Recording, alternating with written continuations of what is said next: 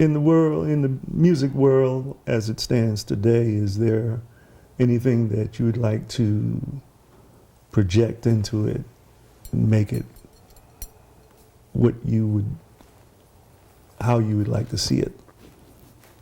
I think at this point in my musical journey, I just want my voice to be heard, my musical voice to be heard on any level. Because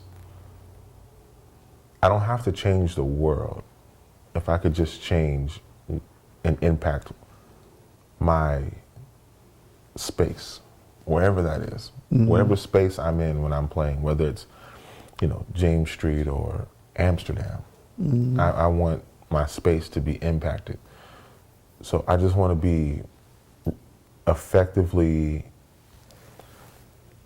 impacting the listener, no matter where I am. And that's what I mean by when I just want to hear my voice to be heard. I doesn't have to be at the White House or, in New York. I just would like for an audience to say, I was moved by something that you played. I'm okay with that. And it can be a small audience or a sea of 5,000. I'm just blessed to be able to play, and people actually give me a little bit of applause. That's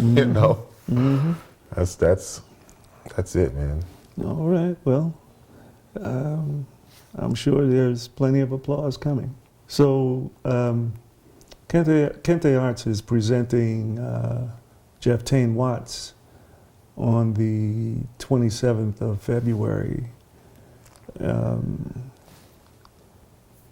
You mentioned Jeff's name earlier in terms of one of your influences. Is there anything that you could share with us about him that may entice people to check him out? He's from Pittsburgh. That's for starters. Okay. He's a Steelers fan. Die hard. That's second. But above those two things, he is one of the dominant voices of my generation, and even he's so relevant. He manages to be so relevant. His style, his approach. I think Jeff Watts is amazing. A little story. I had no idea until I was older. My grandmother and his mother were very good friends. They actually went to the same church forever. And I've become very good friends with his brother and very good friends with him.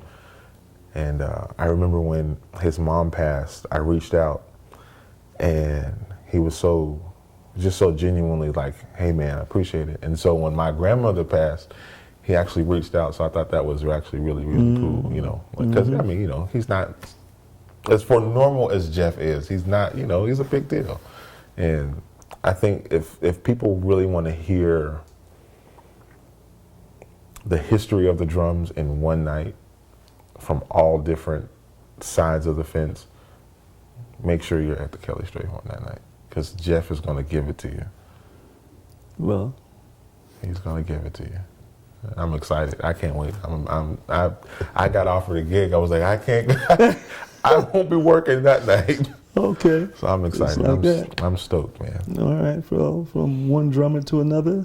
Yeah. Here he comes. Yeah, man. I'm super excited. All right. Well, thanks for the hit, man. Thank you, man. Appreciate I appreciate having More me, man. blessings. Thank you. Thank you so much. Keep your thing going. Yeah, man. And thank you for bringing music to Pittsburgh, man. You are one of the major arteries here for keeping this thing going. Well, I'm blessed to be here, and thankful to be here also. And as long as I'm sucking air, I'll continue to do what I feel I should be doing. Just like you play drums, I feel I should be bringing this type of food to the plate of our communities. Well, those of us that are fortunate to eat from that plate, man, we say thank you. I thank you back, brother. Yeah, man. We say thank you. Keep you. the thing going. Absolutely. All right. Yeah, man.